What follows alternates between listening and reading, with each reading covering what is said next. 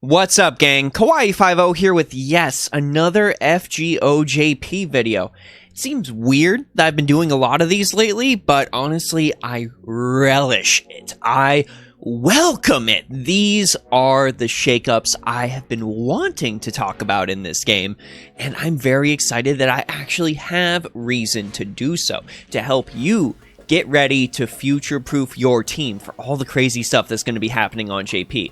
So I'm going to be going over what I think are some of the biggest points from the 6th anniversary, and hopefully help you wrap your head around some of the new mechanics and see whether or not it's going to be worth it for you to start investing in those, to start planning for those. If this video helps you out, be sure to go ahead, like, and subscribe, and let me know which of these you are most excited to see down in the comments. So let's just rip this initial band-aid off and talk about what I'm sure most people are the most excited about when it comes to this video. Yes, Koyanskaya is in the game. She is summonable. She is the 6th anniversary servant. And I'm not going to be going into her entire kit. That's for a future breakdown video eventually. But the most important thing is her first skill, the Innovator Bunny rank A. This is a 30 to 50% targetable Noble Phantasm Gauge charge that also reduces the skill cooldowns for an ally by 2 turns at the cost of only 1,000 HP from the party. This is incredible. This is important because it means that we have the potential now for Buster Loops. Buster Loops are an actual real thing in the game right now. And if you're gonna try and say that that's not a thing, there's no way it's a thing. We are already seeing players do this on JP. If you have a double Koyanskaya, an MLB Kaleidoscope Atlas Academy uniform, and a Buster Servant with a 50% charge, you can 3-turn loop with absolutely no swapping. Of course, if you've got combat uniform, you can finagle around the swapping if you don't have any of the pieces of this kit, but it is absolutely possible. People are already doing this on JP with Morgan Le Fay, and it looks like there's a bunch of other servants that are going to be able to do this as well. For some quick examples, let me give a shout out to Maltrab, one of my Discord moderators, who took it upon himself to just go ahead and look into some Buster Loops. If you have double Tamamovich and another 50% charger with the plug suit with MLB Aerial Drive, a free craft essence, you can easily 3-turn loop with Artoria, Mordred, Ibuki Doji, Ishtar, Tesla, Ereshkigal, Lancer Artoria, Francis Drake, Caster Nero, Morgan Le Fay, Space Ishtar, and Summer Abigail. All of these servants are now able to loop thanks to Koyanskaya. This means that every single card type now has the ability to loop, which is delightful. Absolutely delightful. Does this make Koyanskaya the best in slot pick? It depends. Merlin might be better still for boss fights, very long drawn out fights, but when it comes to looping, Koyanskaya is queen. This is a very exciting servant, and I can't wait to see what other things we're going to unlock with her kit past day 1. Also on JP, we received the surprise of an increase to the Grail cap. Yes, you can now Grail to a max level of 120. In order to Grail to 120, well, you're going to need something other than just a Holy Grail. They're introducing a new currency into the game known as Servant Coins. From what I understand at the time recording this video, Servant Coins are gained based on bond, so you will need to bond with your servants in order to be able to use these coins for grailing, and another mechanic I'm going to talk about in just a sec. You also receive bonus Servant Coins from pulling multiple copies of the same servant, and servant coins will be rewarded retroactively for 4-star and 5-star servants. 3 stars and below, you're still gonna have to pull multiple copies, which unfortunately doesn't bode well for servants like, say, Okada Izo and Mori Nagiyoshi. Big L there. But you'll still have the opportunity to get some servants to level 120. Whether or not this is feasible really depends on how much you love that servant, because people have been doing some calculations, and it takes as many EXP cards to get a servant from 1 to 100 as it does to get a servant from level 100 to level 101. This will be a massive EXP and QP investment. It might not necessarily be the best idea to use your resources on, but if you have a servant that you really, really love, it might be a good idea. This is just going to be a badge of honor for somebody's account, more or less. Might I do it with Summer BB? Time will tell. Gotta really see how this ends up working. And the other new big meta improvement is something that might end up shaking up servant breakdowns from this point forward. These skills are known as Append skills.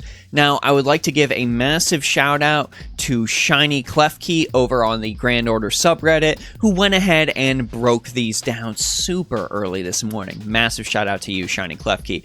So, Append skills are going to be new passive skills that you upgrade just like a normal skill. You also use servant coins on these. So, it looks like it costs 120 coins to unlock each skill, just to unlock them. Now, the first two Append skills you get are going to be the same. It will increase the damage dealt by a servant's extra attack, and it will also allow a servant to, and this in my opinion is the best thing, start a battle with 10 to 20% NP gauge. So a max limit broken kaleidoscope will not necessarily be necessary in order for servants to do some looping. This is the biggest boon off of that. Now, when it comes to other bonuses on the Append skills, there is a third one, but it really depends on the servant. These are all on a servant by servant basis.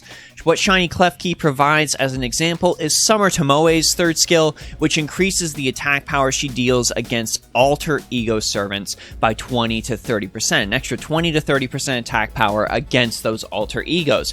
I did see somebody point out on Twitter, Mr. Karna. Karna now deals extra damage to riders with his third Append skill. Really, really weird, but I guess it's more of a flavor thing rather than anything else. Now, in order to increase these Append skills, you do have to spend QP as well as gems to level them up. It's going to take gems, it's going to take regular materials as well, and in order to get to that max level, yes, you will need a crystallized lore. So be on the lookout. Maybe start saving your crystallized lores if there's a servant you really want to use, because these Append skills, another resource sink, are gonna be a doozy. Whether or not they're going to be a good thing for the game going forward, well, time will tell. But at least it's something interesting. It's something different that we haven't seen before. Now, of course, there are some other tiny bonuses from the 6th anniversary I really didn't want to cover so deeply because it doesn't seem like these are going to be as game-changing as the three things I just mentioned. But we are getting some strengthening quests. Saber Lily as well as Mozart were already confirmed. Matahari is on the table, as well as a buff for Jalter is potentially on the table. I'm very excited for hopefully those things to happen. Free SSR ticket is coming back, which means when the 6th anniversary rolls around, I will finally have Zhong Yu. That is absolutely incredible. And we've got a new craft essence, basically a new kaleidoscope. This thing has 80% NP charge when non-limit broken. It is basically K-Scope 2. It is absolutely silly. But anyways, that's the 6th anniversary big reveals in a nutshell. When it comes to how I feel about it, I feel like Koyanskaya was a much needed boon to the game to help make Buster feel more relevant. Buster has always been relevant. Players have just had this perception about it because it wasn't able to 3-turn loop, but now that it can 3-turn loop, Buster has reclaimed its rightful place as the ultimate pound your enemy's face into the ground strategy. I'm very excited for that. When it comes to the 120 grailing, I probably won't be doing that now that I've had a chance to sit and think about it, in all honesty. It's just way too much of a resource sink. I'm usually super low on QP as it is, so that might not end up being a route that I'd end up going. As far as Append skills go, I think they are an absolutely fantastic addition for players who really want to sink a lot of resources into a particular servant. Whether or not they'll be game-changing, time will tell, but I am leaning towards a no. They will just be an overall general quality-of-life feature. I would like to see more things coming in the future when it comes to Append skills, and maybe some more clarification on servant coins, especially for welfares. because I know a lot of people out there love their welfares. Anyways, this is Kawaii50. I hope you all have a phenomenal day. I hope you enjoy the 6th anniversary if you're participating in it on JP. Big thanks to the Discord. Big thanks to the patrons on Patreon and the followers and subscribers on Twitch. All three of these things working in unison really just makes this feel super, super worth it. And hey, the Discord helped clarify some of this stuff, so maybe go ahead and join to talk some fake Grand Order and other games. Have a great day, gang. I'll see you all in the next video.